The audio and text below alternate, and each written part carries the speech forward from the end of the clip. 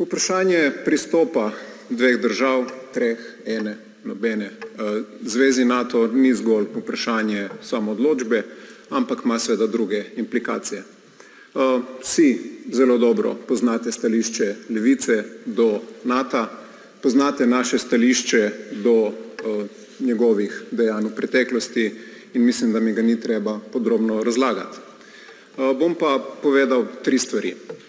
Prvič, in to ne boste od mene slišali prvič, zelo verjetno niti ne zadnjič, NATO ni nobena obrambna zveza.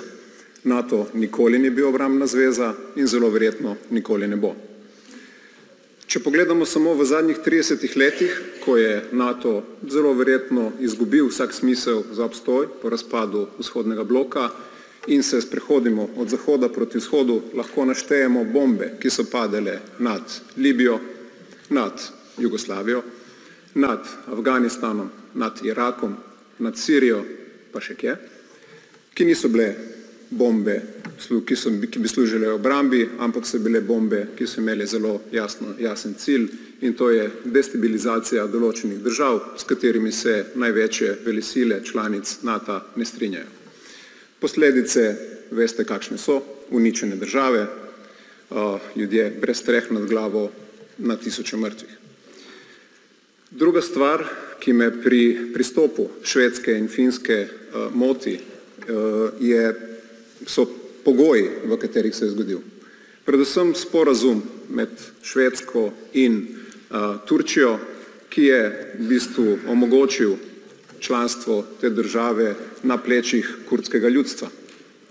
Kurdskega ljudstva, ki je pod pritiski, razdeljeno med tri države, pod pritiski turških oblasti že desetletja, nad katerim se izvaja etnično čiščenje, nad katerim se izvaja vsakodnevno nasilje in nad katerim se izvaja prepoved političnega delovanja. Tretja stvar, legitimnost. Tako Finska kot Švedska sta se odrekli temu, da bi državljanke in državljani odločili, ali naj pristopijo k NATO. Finski predsednik je preprosto dejal, ker je nek časopis objavil eno anketo, da ni potrebe, da bi ljudje o tem odločali in da bo to parlament naredil sam. Enako je storil švedski predsednik vlade, švedska predsednica vlade, ki je preprosto rekla, da so preveč resni časi, da bi ljudje o tem odločali. Tako da ti dve odločitvi, ne glede na to, da je to vprašanje samoodločbe, nimata minimalnega demokratične legitimnosti za to, da bi jih lahko zlahka sprejeli.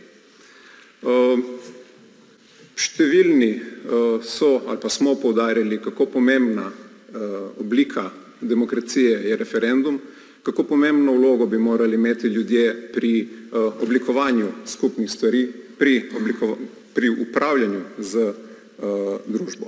Tako da iz teh vidikov seveda v Levici tega pristopa ne moremo podpreti. Mislimo, da gre za napačno pozicioniranje do vprašanj, ki se dogajajo v današnjem svetu in ta vprašanja in te okoliščine so resne.